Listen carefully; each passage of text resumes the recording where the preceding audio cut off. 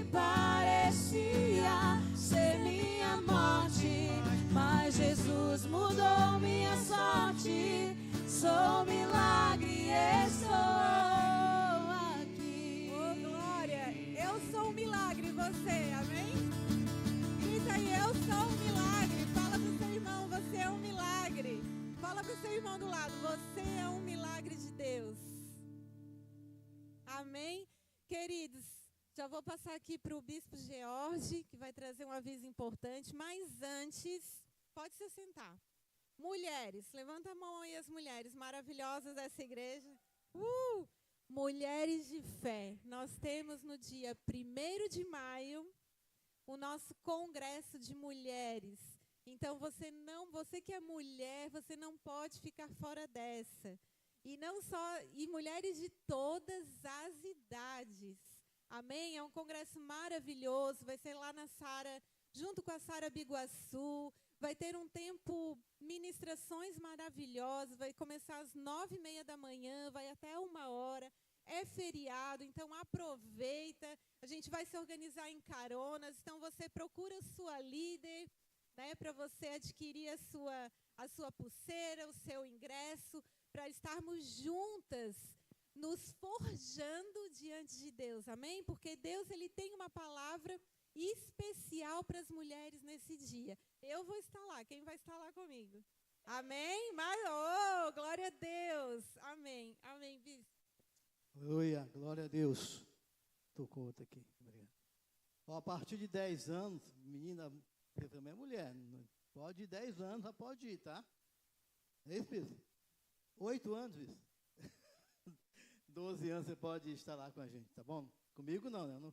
Eu vou ficar em casa e eu vou fazer um churrasco lá em casa com o Jorge ali e o pessoal que quiser ir lá em casa, vamos fazer um churrasquinho lá em casa. Esse mês é um mês muito importante.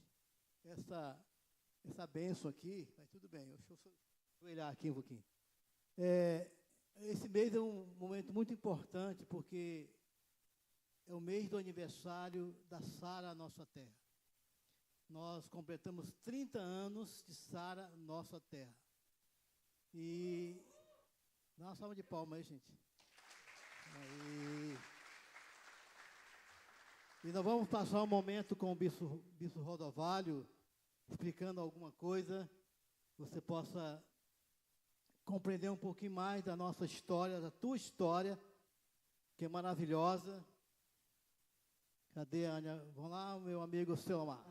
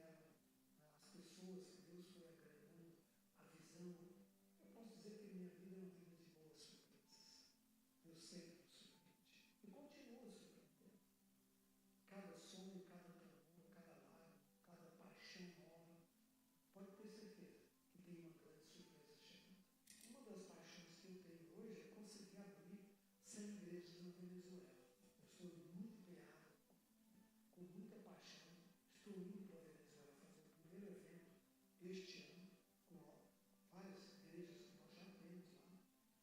E esse é um dos sonhos que eu tenho. O outro sonho que eu tenho é ver um mover do Espírito, um avivamento, varrer essa nação. E olha que a gente já viu várias ondas de avivamento, várias ondas, né? Algumas mais fortes, outras mais tranquilas, mas nós ainda temos muito a fazer. Nós ainda temos muito a conquistar. Com todo o esforço, todo o trabalho, todo o empenho, eu sinto que a gente talvez seja uma gotinha de alívio num mar de sofrimento e de dor neste mundo. Que os avivamentos que ficam são os avivamentos que vêm no impacto do Espírito Santo, mas depois eles, de alguma forma, se concretizam por meio de estruturas. E essas estruturas não podem se enrijecer, mas elas precisam existir. Se elas se enrijecem, elas perdem aquele mover de Deus.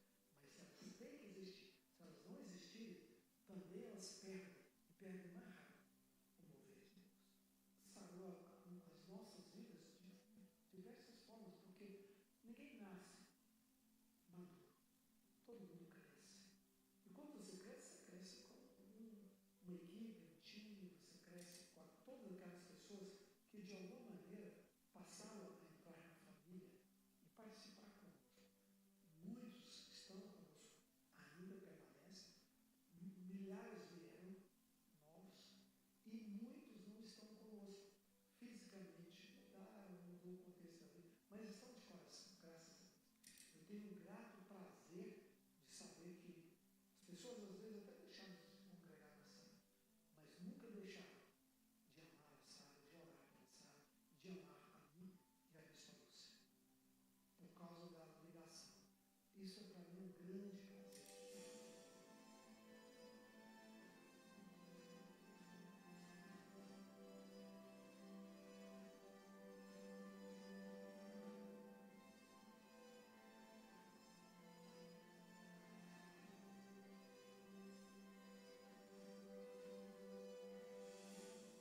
A mensagem que eu deixo para todos os nossos queridos que estão conosco, esse exército, não só no Brasil, mas no mundo, é primeiro eu te agradeço por estar sonhando os sonhos que Deus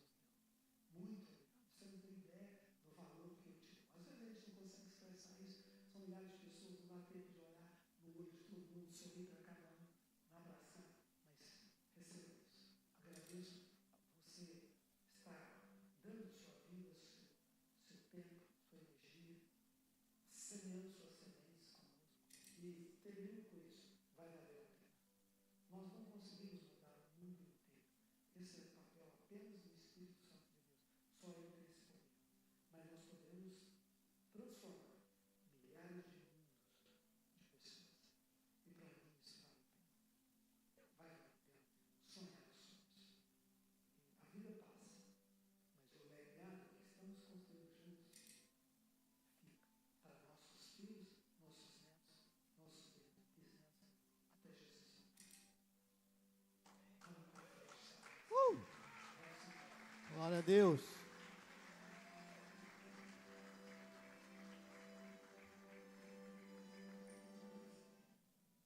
Trinta anos. Nós somos uma igreja nova, amém? Tem igreja aí que tem 450, nós estamos com 30 anos só. Vamos chegar e ganhar milhares e centenas, milhares, milhões de pessoas nesse Brasil e no mundo. Amém? Queria chamar o Bispo Ireno. Aleluia, glória a Deus.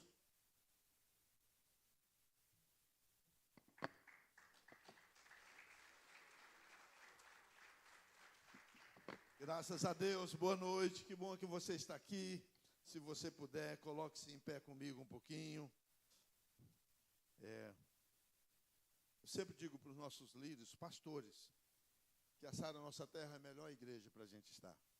Não é porque eu estou aqui não, eu conheço muitas igrejas, já participei de outras igrejas.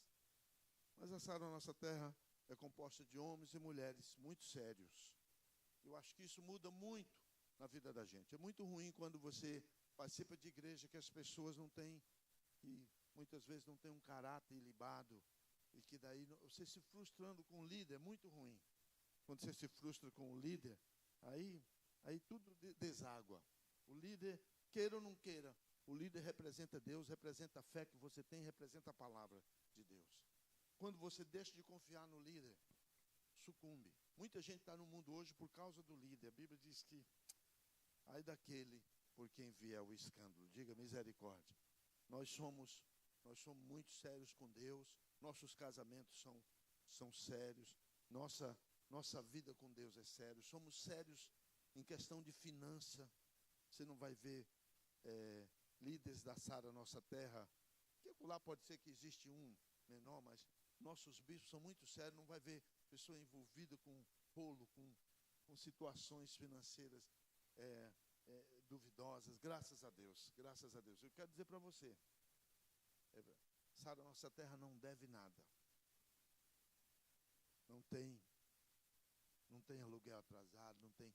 Os nossos prédios que são nossos, são tudo pagos. Algumas coisas estão sendo pagas ainda. Por isso nós temos poucos prédios, porque a gente não faz dívidas. A gente trabalha com o pé no chão. Isso é muito bom. Isso é muito bom para a gente. Ir para casa, pôr a cabeça no travesseiro, dormir. É ou não é? É ou não é? Tem pastor que, não, porque Deus vai dar, nós vamos fazer isso. E começa a fazer besteira, compra som que não pode pagar, compra tela de LED fiado. E daqui a pouco está com o nome sujo. Daqui a pouco vem o oficial de justiça dentro da igreja para pegar as coisas. Que coisa feia, né? Isso é muito feio. Mas amém. Então, graças a Deus, eu estou desde o princípio na Sara Nossa Terra, tá? Desde a abertura, desde o primeiro dia, minha esposa e eu somos daqueles que estavam desde o princípio. Nós começamos em 94, nós conversamos a Sara Nossa Terra. A gente já estava em reunião desde 92. Em 92 nós começamos a fazer reuniões para organizar a Sara Nossa Terra. Todos nós, os líderes, eu entrei com minha igreja em Curitiba, a igreja de Curitiba começou na minha casa, eu entreguei minha igreja. Nós éramos 86 igrejas, não sei se 86, 83, que fazíamos aquelas reuniões. No final ficaram 53. E fomos atrás do pastor Robson na época, junto com ele, nós entregamos as nossas igrejas e formamos a Sara Nossa Terra. De 86, alguns não vieram. Alguns desses nem existem mais. Nós estamos aqui, graças a Deus. Foi um passo certo. Amém. Que bom que você está aqui. Dê uma salva de palmas ao Senhor por essa igreja maravilhosa. Deus tem nos abençoado. Deus tem nos abençoado. Eu falo para vocês. Não é igreja, o nome da igreja que põe você no céu. Mas que, se você participar de uma boa igreja, isso ajuda, é ou não é? Ajuda, a gente fica tranquilo, a gente fica saudável. Hoje eu quero falar do poder transformador da graça. Fala comigo, graça. Gente, esse termo, a graça é tão debatida hoje, e tem tantos caminhos sobre a graça que nos incomodam. E eu quero fazer um apanhado. Não vai dar para falar tudo hoje, já comecei de manhã falando da graça, e não vai dar para falar tudo hoje, mas eu quero só, pelo menos, dar o início hoje. De manhã já falei um pouco. Ouça. Mateus capítulo 15, em Atos capítulo 15, Paulo chega em Antioquia, Pedro está comendo com os gentios. O que é gentios? Goi. A palavra era goi, que é aquele que não é judeu, era gentio. Pedro comendo com eles. Vem uma turma de Jerusalém para Antioquia. Antioquia da Síria, da Síria. Não Antioquia da Pisídia. Tinha duas Antioquias.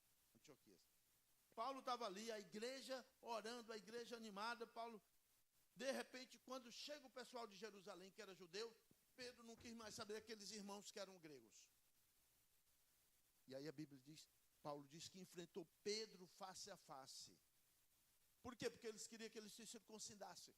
Mandaram a comitiva para Jerusalém, Paulo e Barnabé, perguntar para os apóstolos, e agora, o que a gente faz? Eu estou falando da graça. Esse pano de fundo aqui é para vocês entenderem. O que a gente faz? Eles mandaram uma carta. Atos 15, eles mandaram uma carta de Jerusalém para Antioquia, e mandaram duas pessoas com Paulo e Barnabé. A carta exigia 3 coisas da igreja. 3 coisas. Primeiro, não comer comidas sacrificadas a ídolos. Segundo, não comer carne com sangue. Você não pode comer morcilha, chouriço de sangue. Não pode. A Bíblia nos proíbe. Isso aí não era lei, é do Velho Testamento. Do início, Deus já falou lá no início. E a terceira coisa, manter-se livre das relações sexuais ilícitas. Só essas três coisas. Não precisa circuncidar, não precisa sábado, não precisa guardar nada. Nós temos uma lei de Cristo em nosso coração. E aí, Pedro citou isso aqui, ó. Atos, capítulo 15, versículo 11. É o versículo que eu peguei como base. Atos 15, 11 diz assim: mas cremos que fomos salvos pela graça. Fala comigo, salvos pela graça. Essa palavrinha, graça, é fantástica. Cremos que fomos salvos pela graça do Senhor Jesus, como também aqueles os foram. Glória a Deus. Senhor, muito obrigado por essa noite. Fala conosco. Anima o nosso coração hoje e desperta-nos para ficarmos dentro da graça. Em nome de Jesus. Amém. Antes de você sentar, quem está nos visitando, primeira vez que veio hoje, levante sua mão alta aí para eu ver. Quem está visitando? Lá. Bem-vindo, bem-vindo. Receba a bênção de Deus hoje, receba a palavra de Deus, uma salva de palmas ao Senhor e pode sentar. Não, uma salva de palmas ao Senhor. Fique em pé, fique em pé, fique em pé, fique em pé, fique em pé. Aí. A gente às vezes não se anima, né? O pregador tem que animar a igreja, pode sentar. Queridos, preste atenção. Nós temos duas fases. Antes da graça tinha o quê? A lei. Fala a lei. Aquietai-vos. Eu queria pedir que você, se possível, não saísse. Não saísse. Não se movimentasse, ficasse quietinho e observasse. Ouça-se. É importante você anotar algumas coisas. Nós tínhamos a lei. Jeremias disse, no capítulo 31, que eu vou fazer uma nova aliança com a casa de Israel. Sabe a ceia, quando nós servimos a ceia? Nós dizemos que o cálice é o sangue da nova aliança. O que é uma nova aliança? Significa que aquela velha aliança acabou. Aquela velha aliança era lei. Acabou. Quando que acabou? Quando? Quando que acabou? Ouça, a Bíblia dá uma ênfase. Jesus fala em Lucas 16, não precisa abrir não, só vou citando, que a lei e os profetas vigoraram até João. Fala, João Batista.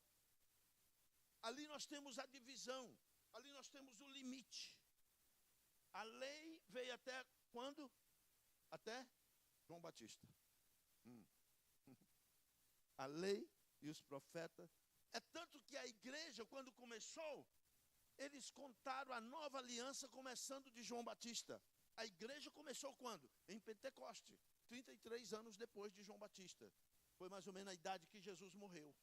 Mas a lei vigorou até quando? Até João Batista. Agora presta atenção. Nós precisamos entender uma coisa, que o judeu era muito seletivo. Porque ele considerava o grego, nós vamos falar que todo aquele que não era judeu, vamos chamar de grego aqui. Grego, aquele que não era judeu. Podia ser brasileiro, não tinha, né? Podia ser europeu, chinês, qualquer um era, vou chamar de grego. Ele considerava o grego como imundo. Ele não comia com o grego.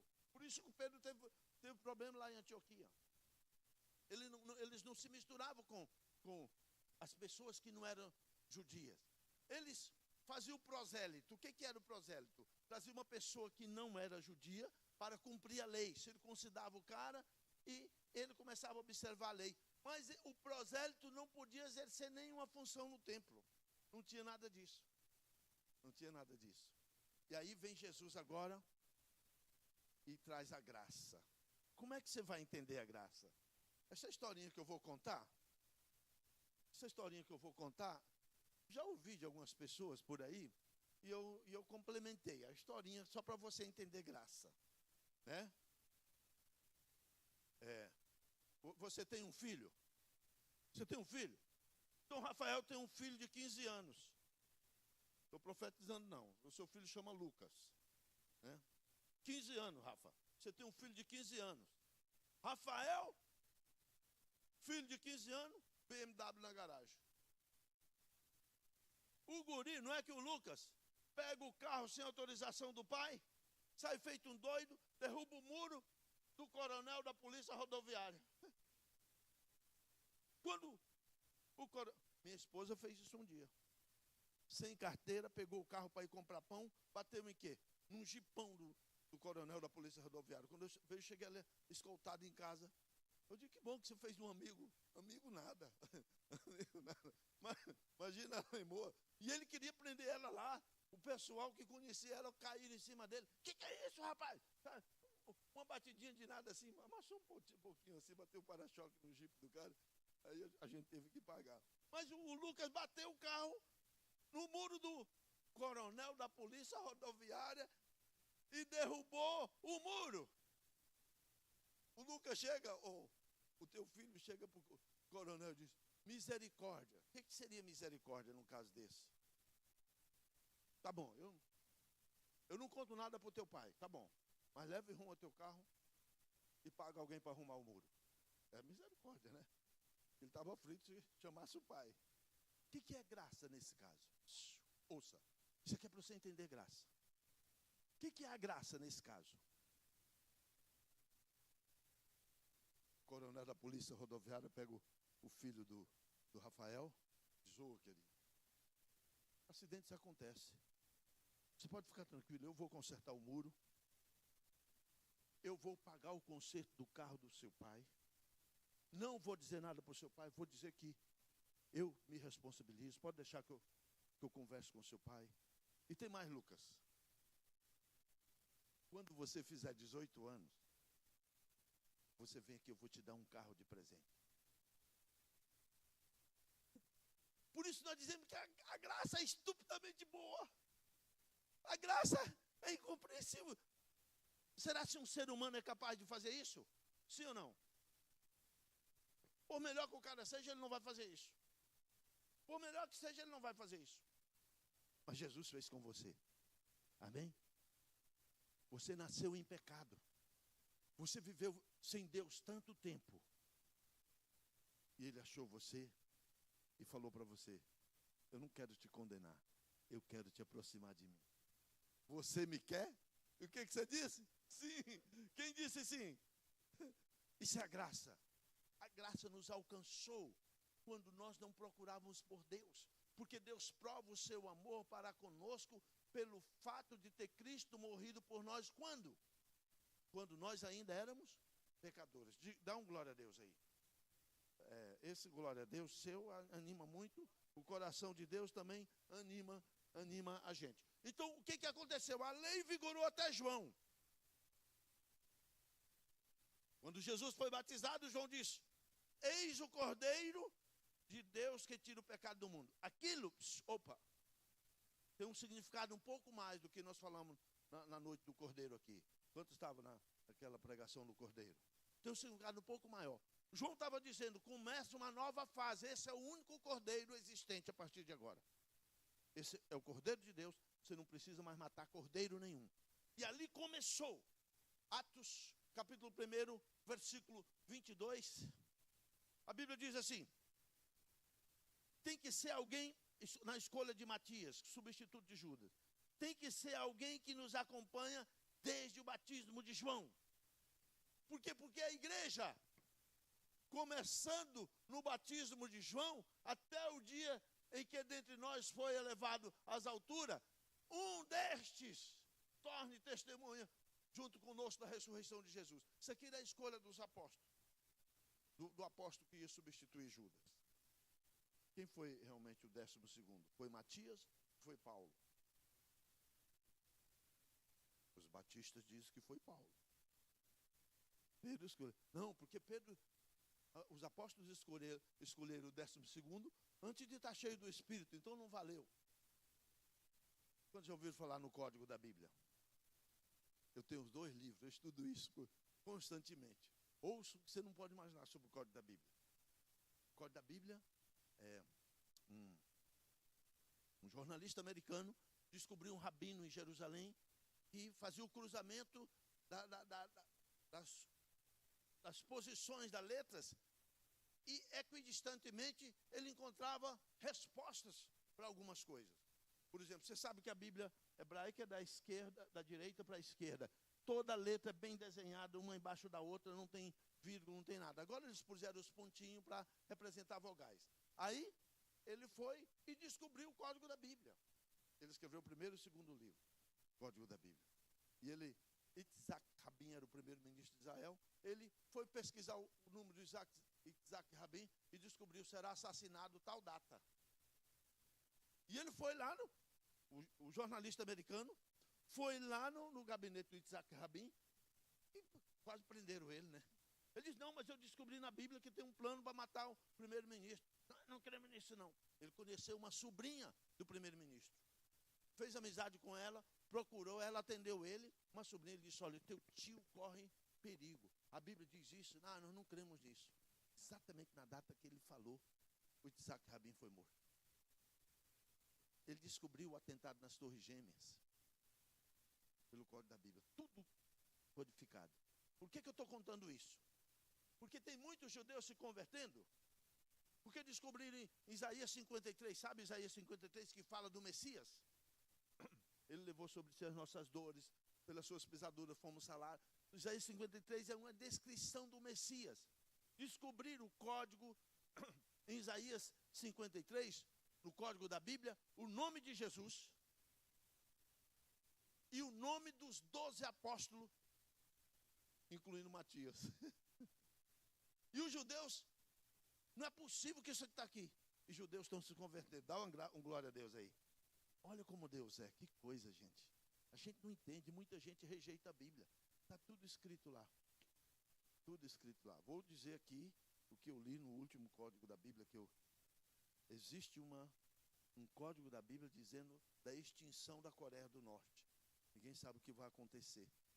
Entende? E às vezes a coisa não é clara, só depois que acontece que a gente sabe. Eu digo, meu Deus, tem misericórdia daquele povo. Tem misericórdia. Por que eu estou contando isso? Por que eu estou falando isso? Quando eles foram escolher o substituto de Judas, eles tinham que contar do início da graça. Quando começou? Com João Batista. Começou com João Batista. A nova aliança é a aliança da graça. Diga glória a Deus. A Bíblia diz, pela graça sois salvos mediante a fé. Efésios 2:8. Pela graça vocês são salvos mediante a fé. O que a Igreja Católica ensinou, querido? Que a salvação é pelas obras. Dá para comprar? A Bíblia diz que nem o mundo inteiro é capaz de comprar uma alma. Não vale o valor de uma alma, excede o mundo inteiro. Como é que boas obras vão comprar salvação? Você e eu estamos destinados para o céu, amém? Nós queremos ir para o céu, mas não vamos por causa de boas obras. A Bíblia diz que Deus criou as boas obras para que andássemos nela. As boas obras fazem parte da minha vida com Deus porque eu sou convertido. Diga amém. A Bíblia diz assim, ó. Jesus disse assim, eu não vim revogar a lei. Você precisa entender esse texto. Às vezes a gente não entende esse texto. Em Mateus 5,17, ele diz, eu não vim revogar a lei e os profetas, eu vim cumprir. Alguém diz, Jesus cumpriu a lei, ele fez tudo que a lei mandou. Não é esse o sentido da palavra. Eu vim concluir, completar a lei. Acabou ali. A lei e os profetas vigoraram até João. Foi o que eu li em Lucas. Aí começou a graça. Deixa eu falar para você. A Bíblia diz que ninguém é justificado diante de Deus por obra da lei. E tem muita igreja virando judaizante. Eu trouxe de Israel algumas coisas. Trouxe quipá, trouxe... E eu trouxe um talite. Aquele manto que põe no ombro assim, só põe na cabeça. Aquela toalha, aquele talite lá. Um pastor meu chegou e disse, por amor de Deus, me vende esse talite. Eu peguei e dei para ele. Pastores estão pregando de quipá. Pastores estão pregando com talite. Tem um menorá na igreja, aquele candelabro. Querido, nós não somos judaizantes. Presta atenção. Eu não sou judaizante. Diga amém. Por quê?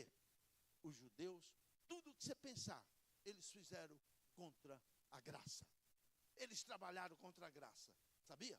Se tem um povo que trabalhou contra Jesus, foram os judeus. Por isso eles foram massacrados. A gente acha que o anticristo será um muçulmano, porque a Bíblia dá essa dica. Ora, nós vamos pregar isso aqui e mostrar algumas coisas para vocês sobre isso. O que aconteceu? No ano 70, a destruição de Jerusalém, foram os generais, Tito era o general de Roma, no ano 70. E ele tinha os legionários, que eram, por exemplo, tinham um comandante de 2.000 ali, todos árabes. E eles foram ocupar Jerusalém por causa da revolta de Massada. E o que aconteceu? Ele ordenou que não destruísse Jerusalém. Enquanto Tito se ausentava, eles iam, matavam todos. Tocaram fogo em Jerusalém, acabaram com Jerusalém. Tito ficou horrorizado. Quem fala isso é Joséfo. Joséfo nasceu no ano de 36, logo depois da morte de Jesus. E ele descreve inclusive o rosto de Jesus. É um escritor secular, não era cristão. E ele descreve. E ele foi preso lá, não sei porquê. E Tito, o general, encontrou com ele preso. E ele chamou: Tito, vem aqui. Tem uma palavra de Deus para você. Você vai ser rei de Roma. Ah, o que é isso? Quando Tito se tornou rei, ele lembrou de Joséfo. E foi lá e libertou Joséfo. E Joséfo escreveu esses detalhes. As legiões de Tito destruíram Roma. No ano 688, Abd al-Malik invadiu Jerusalém e devastou os judeus que ainda habitavam lá. E construiu o domo da rocha. Aquela cupa dourada foi construída de 688 a 691. Ele construiu aquilo como no lugar do templo. Foi tão cruel que ele jogava as crianças para cima. Criança judia parava na espada. Abriu o ventre das grávidas. Não tem um povo mais cruel do que os islâmicos. Não tem um povo mais cruel. Por isso, a gente tem descrições bíblicas que indicam que pode ser o anticristo. Por que eu estou falando isso? Porque os judeus perseguiram a graça. O holocausto, 6 milhões de judeus. Por que isso? Vou mostrar para vocês. Qual é o versículo, cara? Vê se você lembra para mim. Não, ele não lembra. 1 Tessalonicenses 2, 15 e 16. Veja esse texto. Paulo diz: eles perseguiram, eles mataram o Senhor Jesus, eles me perseguiram, quase mataram Paulo em Listra, deixaram Paulo semi-morto. Alguns dizem que o terceiro céu que Paulo foi que lá em Listra eles jogaram Paulo fora da cidade como morto. E Deus o ressuscitou com certeza, porque ele estava praticamente morto. Apedrejaram Paulo, deixaram ele como morto. E certamente ali ele foi ao terceiro céu. Os discípulos chegaram lá e Paulo reviveu. Aí ele diz assim: os quais, falando dos judeus, olha esse povo que perseguiu a graça. Eu estou falando da instituição da graça num ambiente hostil, um ambiente da lei, e que as pessoas nunca conseguiram cumprir a lei, mas não abriam mão dela. Não somente mataram o Senhor Jesus e os profetas, como também nos perseguiram. Ele diz: 3 vezes eu recebi uma quarentena de açoite dos judeus menos um. Por quê? Porque a lei dizia que no máximo era 40 chibatadas que podia dar. E aí eles começavam a contar: 1, 2, já deu 3, né? Para não errar, eles davam só 39 para deixar uma de sobra. Por isso, uma quarentena menos um. E perseguiram. E não agrado a Deus. Meu Deus. De que é isso aqui? De que está falando? Do povo de Deus. A graça de Deus.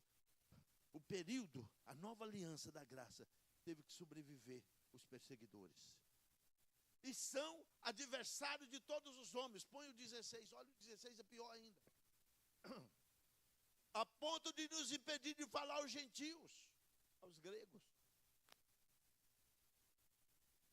para que estes sejam salvos, a fim de ir enchendo sempre a medida dos seus pecados. O que é isso? Por isso toda essa destruição do povo judeu, eles rejeitaram a graça. Todos aqueles que o receberam, deu-lhes o poder de serem feitos filhos de Deus. Está aqui, ó, quem rejeitou.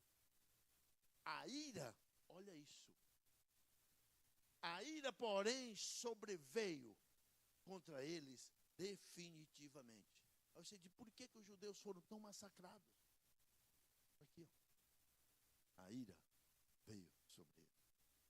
Por isso eu tenho um problema com judaizantes. Pessoa que começa a guardar sábado. Pessoa que começa a chamar Jesus de Yeshua HaMashiach. A minha Bíblia é escrita em grego. Foi escrita originalmente em grego. Chama Jesus. Porque não tinha o J, né? Por isso nós chamamos Jesus. Nós curamos em nome de Jesus. Nós oramos em nome de Jesus. Nós abençoamos as pessoas em nome de Jesus. Aí eles chegam para nós. Está errado, o nome de Jesus não é Yeshua HaMashiach. Eu não sou judaizante. Esse povo perseguiu a graça. Começando do batismo de João. Agora, volta para cá. Vamos ver a graça. Qual o poder transformador da graça para nós? A Bíblia diz que você e eu somos salvos pela graça. Diga glória a Deus. A graça nos justifica. Eu fiz questão. A graça é muito longa, muito vasto o estudo da graça. Mas eu peguei umas coisas aqui interessantes. Romanos 3:24 diz, sendo justificado gratuitamente por sua graça. Fala, gratuitamente. Sabe o que é isso? Por isso que os judeus não aceitavam. Eles entenderam que tinha que servir a Deus obedecendo uma lei. Aí vem um goia, um gentio de lá que nunca entendeu nada, faz uma oração, entrega a vida a Cristo e é salvo. Por isso, eles não aceitaram que o gentio pudesse ser salvo. Parece muito fácil. Somos salvos pela graça. Glória a Deus. A graça se tornou maior do que o maior pecado. Pensa nisso. A Bíblia diz em Romanos 5:20, onde abundou o pecado, superabundou a graça. Quem pecou essa semana? Não precisa levantar a mão, não. Eu sei que talvez você pecou. Alguns mentiram, alguns desejaram matar um juiz por aí, outro. Alguém pecou. Às vezes pode ser que você pecou. Qual a sua diferença para o Fernandinho Beiramar? Nenhuma. Pecado é pecado. Ah, bispo, mas ele já matou tanta gente. E você que odiou a sogra? Né? E você que brigou com alguém? E você que só faltou orar, Deus, tomara que ele morra. Né? Você não é doido para fazer isso, você não vai fazer isso. Sabe o que eu estou dizendo? É que Jesus olhou para nós, nosso tempo de pecado, e nos amou tanto quanto ele amou aquele ladrão da cruz. Talvez você nunca foi um ladrão. Talvez você nunca foi um assassino. Mas só o fato de termos cometido pecado, nós éramos rejeitados por Deus. Ouça isso que eu vou dizer. Deus odeia o pecador. Mas como? Se você vai no Velho Testamento, você vê isso o tempo todo. Aí vem a graça.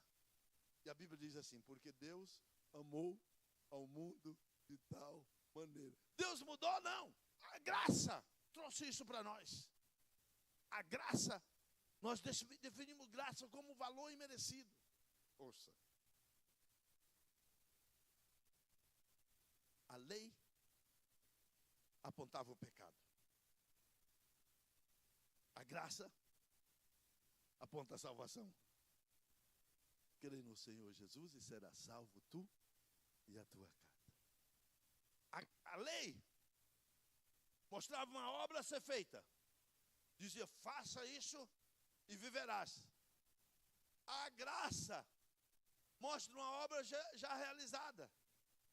Jesus já fez. Você só precisa viver. Diga glória a Deus. A lei sempre condenou os melhores. Porque todos pecaram e carecem da glória de Deus. Ninguém Ninguém viveu sem pecado. A lei condenou todo mundo. A lei condenou. A Bíblia diz, onde está, ó morte, a tua vitória? Porque o aguilhão da morte é o pecado. E a força do pecado é o quê? A lei. A força do pecado é a lei. O que é? A lei sempre condenou os melhores. O que fez a graça? A graça salvou os piores. Foi você e eu. Diga glória a Deus. Dá uma salva de palmas a Jesus. Isso é graça. A graça salvou os piores. Deus olhou para você e não fez distinção entre você. Por isso, Deus amou o mundo. Deus não olha para você mais com o ódio do pecador. Deus não olha para ninguém com o ódio do pecador. Porque a graça mudou isso. Por isso os judeus não aceitavam a graça. A graça olha para você e diz assim, ser salvo? Vem a mim. E eu quero dizer para você que é muito difícil para o cara ir para o inferno. Gente, para o cara ir para o inferno, ele tem que ser muito ruim, né? Ele tem que se drogar, ele tem que odiar, ele tem que trair, ele tem que fazer um monte de coisa. Ele tem que negar Jesus, ele tem que deixar de crer. Olha que coisa. O cara que faz isso, ele está dizendo, eu quero ir para o inferno, não é? Eu quero ir para o inferno. A graça só disse para você, queres o céu? Vem. Pela graça sois salvos mediante a fé. Diga glória a Deus. Glória a Deus. Por isso a graça justifica. Agora eu quero descrever a graça para você. De manhã eu só fui até aqui. E agora já passou o meu tempo. Por que eu não estou conseguindo andar? Nós vamos conseguir. Nós vamos continuar nessa palavra, né? Na semana que vem. Depois eu quero dizer o que a graça faz com você. Aí vai ser bom. Eu quero encerrar aqui, mas eu quero descrever a graça para você. A descrição da graça. Tem dois aspectos da graça. A graça, quando nós dizemos graças a Deus, essa graça é diferente, é uma graça de gratidão, porque eu sou grato. É a mesma raiz. Eu sou grato. Mas graças a Deus é diferente da graça de Deus. A graça de Deus é o favor imerecido. É o Lucas. Teu marido tinha um filho chamado Lucas, você não estava aí? Depois você pergunta para ele, que negócio é esse? Vai chamar Lucas, nosso filho? É o Lucas que derrubou o muro do coronel da polícia rodoviária. Em vez de ser punido, foi abençoado. É você e eu que pecamos. Em vez de sermos punidos, o Senhor chegou e nos abençoou. Ouça isso. A misericórdia. Ouça isso. A misericórdia é quando Deus não dá o que você merece. Nós merecemos o quê? Punição, Deus não dá. A graça é quando Deus dá o que você não merece. Quem pecou merece ser salvo? Não. A graça salva. Diga glória a Deus. Por isso ele te achou, querido. Ele foi atrás de você naquela hora que você talvez nem procurava por ele. Fique em pé comigo. Deixa eu definir graça aqui para você. Eu vou definir graça. Depois nós vamos orar. Acho que a nossa transmissão, está tendo transmissão hoje? Um abraço aí para as pessoas, os milhares de pessoas que estão nos ouvindo. Semana passada foram 7. Não era 7 mil não, 7 pessoas. Né? Mas esse ano eu sei que, agora eu sei que tem mais. Nós estamos lutando, olha, você que está nos ouvindo aí, nós lutamos tanto tempo para fazer essa transição, agora que nós estamos começando. O pessoal está se acostumando, né? Graças a Deus por você, quero orar por você também e abençoar. A palavra graça é caris no grego. Por isso as igrejas pentecostais que creem nos dons é chamada de igreja carismáticas. Caris, a palavra caris vem, é esse dom, é dádiva. Mas olha o que, isso aqui não foi eu quem escreveu, eu copiei do dicionário. Diz assim, graça é aquilo que dá alegria. Diga glória a Deus. É satisfatório ou não é? Saber que Deus aceita você do jeito que você é e traz você para uma transformação. Por isso, o tema da palavra é o poder transformador da graça. Alegria, querido. A Bíblia diz que a alegria do Senhor é a nossa força. Tem uma alegria que brota dentro de você por causa da graça. Deleite. Graça é deleite. O que é deleite? É alegria completa. Graça é prazer. Você sabe que um dos pecados mais comuns das pessoas hoje é a busca do prazer. Tem prazer melhor do que servir a Deus? Gente, é um negócio. Na hora que a gente convida as pessoas aqui para frente, um está aqui rindo, outro está aqui chorando. Já viu esse negócio? Na mesma palavra, um ri, outro chora. A gente olha por um, ele cai sorrindo. Olha por outro, ele cai chorando. Isso é deleite, isso é prazer. Prazer da presença de Deus. Querido, o fato de ser aceito por Deus nos dá prazer. Glória a Deus, aleluia. Doçura. Tudo a palavra graça. Charme. Sabia que não tem crente feio? Não levanta a mão. Você já se achou feio alguma vez? Quando você se achar feio, vá na frente do espelho e diga para aquele cara que está do outro lado, aquela menina que está do outro lado: você foi feita à imagem e semelhança de Deus. Quem é feito à imagem de Deus é feio? Nunca. Por isso é charme. A graça dá charme para a gente, sabia? Você fica todo charmoso. Glória a Deus. Outra coisa da graça: amabilidade, bondade. E a palavra-chave de graça: favor. Fala comigo, favor. Quando nós oramos que a graça de Deus te acompanhe, nós estamos dizendo que o favor de Deus te acompanhe. Que onde você chegar, você encontre as portas abertas. Que onde você for, a mão de Deus esteja com você. Que aqueles enroscos, às vezes tem enroscos, situações que não se resolvem. Quando a graça de Deus vem, parece que tudo se dilui. As correntes se arrebentam e o poder de Deus se manifesta. Por isso nós devemos receber a graça como um privilégio. Fala privilégio. Fala privilégio. Irmão, ser crente é um privilégio. Se o rico, incrédulo, entendesse o que você e eu entendemos da salvação, ele daria tudo o que tinha e ainda não podia comprar. Fala comigo assim: a vida eterna é um presente. Não pode ser comprada, não pode ser merecida. Você consegue repetir? Diga: a vida eterna é não pode ser merecida. Vamos mais uma vez? A vida eterna é não pode ser merecida. Alguém até fez uma música sobre isso. É um privilégio. A graça vem para nós com uma generosidade tão grande que nós nunca vamos ouça isso. Nós nunca vamos ouvir uma palavra de Deus com reprimenda. Tem aqueles que vão se perder. Esses são outros. Eu estou falando de você que vai para o céu. Diga amém.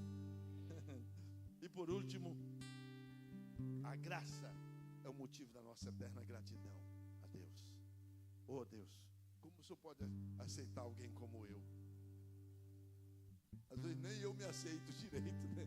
Às vezes nem eu me perdoo direito. Tem alguém? Aqui não tem, mas tem pessoas que olham no espelho e fazem assim. E Deus pega, ama você. E diz: oh, meu filho amado, minha filha amada, como eu estava te esperando. Isso é a graça. Isso é a graça. Você está na nova aliança. Vamos renovar nossa aliança com Ele. Vamos depender da graça.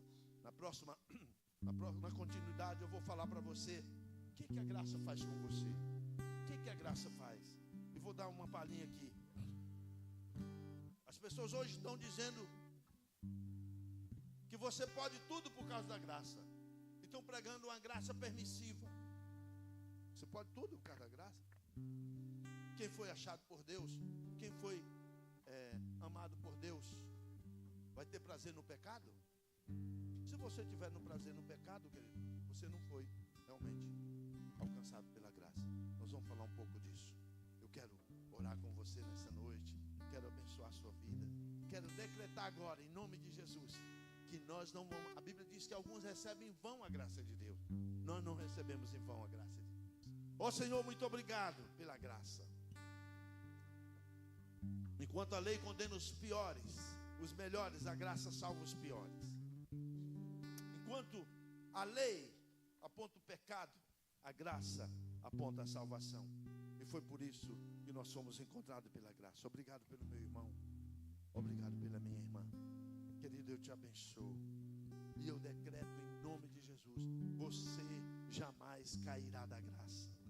Você jamais sairá da graça de Deus, mas permanecerá nela até o último dia. Senhor, nós estamos, graças a Deus, vivendo o tempo da graça. Nos ajuda, Senhor, a ser verdadeiramente solícitos e gratos ao Senhor por esse período. Levante sua mão comigo e diga: Senhor, muito obrigado. Diga comigo: Senhor, muito obrigado pela nova aliança, pela aliança do sangue, pela graça de Deus que nos achou e nos amou, mesmo quando éramos pecadores. Por isso, nessa noite, eu declaro, em nome de Jesus, eu renovo a minha aliança com o Senhor. E eu decreto que eu vou permanecer firme até o último dia. E que o Senhor me ajuda para a glória de Jesus. Amém. Glória a Deus. Aleluia. Aleluia. Aleluia. Bárbara, vem orar aqui, fazer a oração final, orar pela nossa semana. Eu estou aqui para orar. Se você está enfermo, se você tem alguma necessidade, vem depois receber uma unção aqui. Nós vamos orar por você, abençoar. Vamos deixar a Bárbara fazer a oração final. Amém, glória a Deus. Será que você pode vir aqui para frente para a gente encerrar juntos, como igreja, orarmos pelo restante da nossa, pela nossa semana, orarmos pela nossa família, pela nossa casa. Queridos, a graça tem realmente um poder de transformar um ser humano. O bispo falou sobre essa graça permissiva, né, que muitos acreditam. Mas não tem como eu me deparar com a graça e continuar vivendo as velhas coisas. Não tem como eu me deparar com a graça, ter uma experiência com a graça de Deus e continuar sendo a mesma pessoa. Por isso que a graça do Senhor nos encontre a nossa família, amém? Ergue as tuas mãos em direção à tua casa. Senhor, nessa noite nós te agradecemos pela tua palavra, nós te agradecemos pela salvação. Te louvamos, Senhor, pelo teu grande amor pelas nossas vidas, Pai. O Senhor é fiel em todo tempo, o Senhor tem cuidado de nós em todo tempo. Mesmo quando nós somos infiéis, o Senhor permanece fiel, Pai. Por isso, Senhor, alcança a nossa família com a tua graça. Alcança, Senhor, os nossos familiares, Senhor, os nossos amigos com a tua graça. Em nome de Jesus, Pai, que cada um aqui possa ter uma experiência com a graça do Senhor e ser transformado pelo poder da graça, pelo poder do amor, pelo poder da redenção. Ah, Espírito Santo de Deus, nós te agradecemos e pedimos, Senhor, que essa palavra continue gerando vida, graça, paz, favor nos nossos corações, Pai. Em nome de Jesus, que o Senhor nos encha de alegria, que o Senhor encha as nossas casas de paz, de alegria, Senhor, de harmonia. Em nome de Jesus, essa é a nossa oração nessa noite. Muito obrigada, Senhor, pela tua graça e pela tua bondade. Aleluia. Glória a Deus, querido. Que Deus abençoe você. Abraça o seu irmão antes de sair daqui. Que a graça do Senhor vá com você. Amém? Todo tempo tu és tão bom, e todo fôlego que tenho, eu cantarei a bondade de Deus.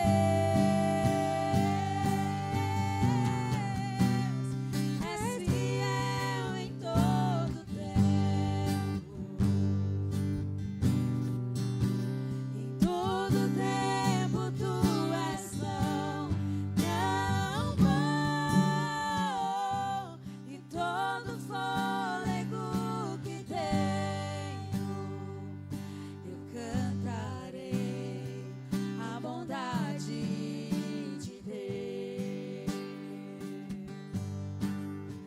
Tua bondade